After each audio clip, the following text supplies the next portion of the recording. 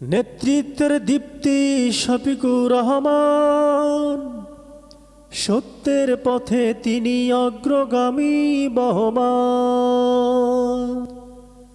চিকিৎসার ময়দানে ছিলেন তিনি পারদর্শী, রাজনীতির অঙ্গনে সততার প্রতিচ্ছবি।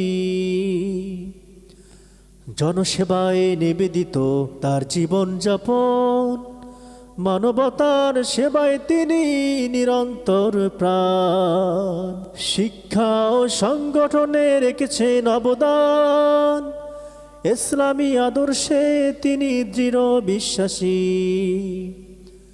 সমাজের উন্নয়নে করেছেন প্রচেষ্টা, নেতৃত্বের গুণে তিনি সকলের প্রিয়।